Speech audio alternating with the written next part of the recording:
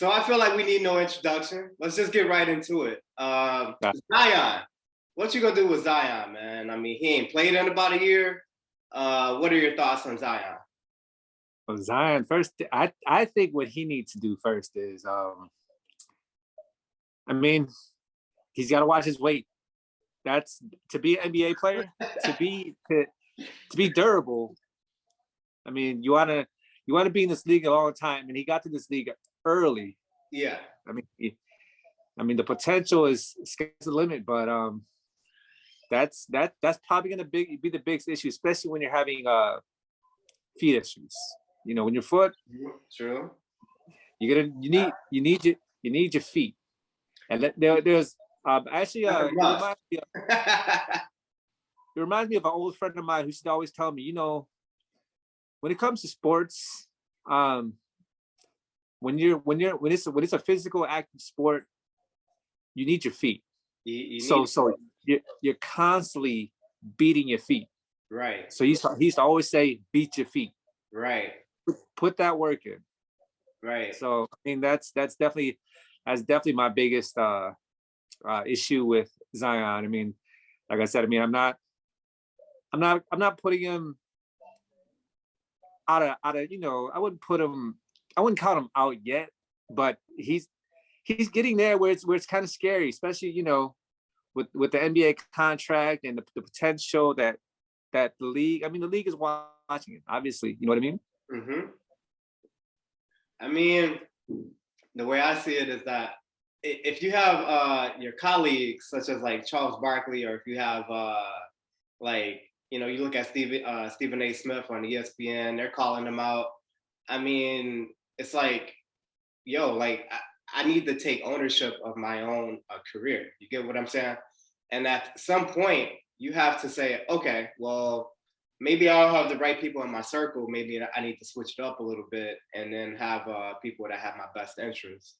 So the way that I see it is that I think he's only played in 78 games in 2 years or something like that. That's kind of scary. Not that. I mean, I think, look, he's got that NBA contract. True. You're saying he's definitely got to put better people around him. Absolutely. But because everybody is in his ear. Right.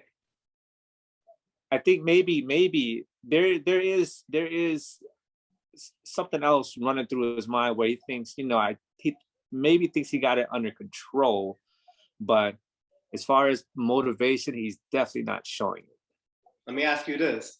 So why put out the dunk video if you ain't played in a year? Like, I don't need the dunk video. I need you on the court. You feel what I'm saying? So what do you think? What was the whole issue with the dunk video that he put out? I think the reason why he did that, I mean, was to show people that he still has that oomph in his in his jump. So, but like I said, it's a physical game. Right. This is not against. I mean, it wasn't even a practice. You know what I mean? A practice game. It wasn't even anything like that. So, I mean, I guess maybe he wants to join the dunk contest next year. I don't need you in the dunk contest. I need you out there getting 27 and 7 rebounds for me. and I agree 100%. I'm pretty sure New Orleans out there wants him to put up those expectation numbers too. I mean, obviously, I mean, he is, quote unquote, their future. I mean, unless something changes dramatically real fast. I personally think he want to go to like a bigger market, like New York or maybe LA. I think he just don't want to be in New Orleans anymore. That's what I think. So, and I understand New Orleans is it's tough, small market. Yeah. Obviously, a lot of tornadoes and hurricanes. They just had one, So, right. I mean, it can be kind of tough to adjust. Yeah, live there. So, and for somebody like him, like I said, who's young, and I'm pretty sure he wants one. But like you said, he does. I think he thinks he knows what he's doing, but he's not quite like you said, put better people around him, give him the right ideas, get him back motivated. Right. I don't see the drive. To me, I mean, behind the scenes, I'm pretty sure he's smiling a little too much. Right. Right. You know, in a sport like that, it's not too many smiles. You know what I mean? Especially when, I mean, you got killers on the court that are trying to take you out every day, and they know, like, just like how they look at LeBron. You know, they look at the Bucks. Right.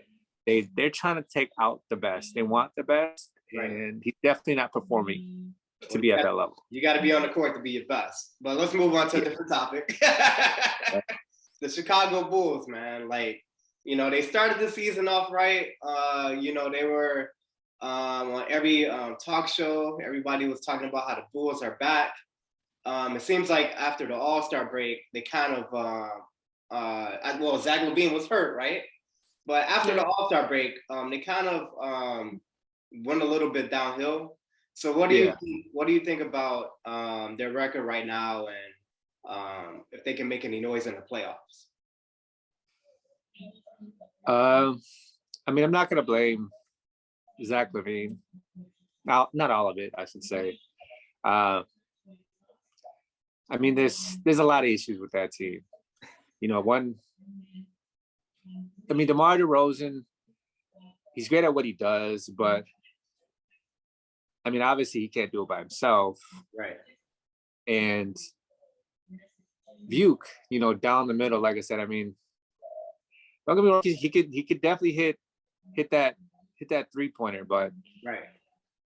They're definitely missing an inside presence. Definitely missing an inside presence. And you know, with Patrick Williams back, like I said, he doesn't have too many games in you know, in his resume either. Right. So, I mean, as far as getting somewhere, I'd say playing, but they're not going to beat any of the top 4 teams in the East. Yeah, I think when they went into the All-Star break, I think they were like first or they were second, right? Yeah. Right now they're like fifth. So they lost a lot of ground. Also, I think if they get into the first round, they got to play somebody like Boston, which I don't see that being a good matchup, you know, for the Bulls. You know, oh no, not at all. Tatum, Brown, they're playing better. So I you know, hopefully they can get it together and then finish the season strong. So, I mean, I look at it. I don't, like I said, I like what they were doing early in the season, but the second half shows who are the playoff teams. And true. Don't get me wrong, DeMar was on a hot streak. Yeah. Went into the second half still hot, but now it's cold. And now he got groin issues. Like, he didn't even play the other night. Yeah. I mean, you need your players come playoff time. You know what I mean? And we all know the first half of the season is about showing your chemistry, getting those buckets, showing your, you know, your athleticism. Right. Second half of the season, now you got to be more focused. You definitely have to be eye to eye. Right. And the game becomes more physical. They're going to let you play it out. Right. Because you know when the playoffs come, anything flies. I mean, like I said, and I don't see Chicago stepping up to the plate. I mean, from the way they look right now, DeMar, LaVine, and Vuk, those 3 for sure have to be, I mean, 2 of them have to be at least 30-point guys. Right. You know what I mean? At least 2 of them. Or otherwise, it has to be 5, 6 players in double digits. Right. Right. To keep up with the rest of the league, because like I said, I mean, if you look at the East, you got Embiid. Nobody's gonna guard him. You have Giannis. Nobody's gonna guard him. And like you said, Boston. Unguardable. Yeah. Nobody's gonna guard them. And we lack you know, the Bulls lack a lot of that, you know. So that's why I said, I mean, I guess come at that time, if they're able to make the plan, they gotta get hot. You know, that something has to happen, and they definitely need to take it up maybe another couple levels. Yeah, we'll see what they do coming up. So we'll move on. The NCAA tournament. Who you got? A lot of teams have been knocked out. Duke's still in it. I'm surprised. We got Houston. What are your picks? I like so I like my seniors. I like my seniors this year.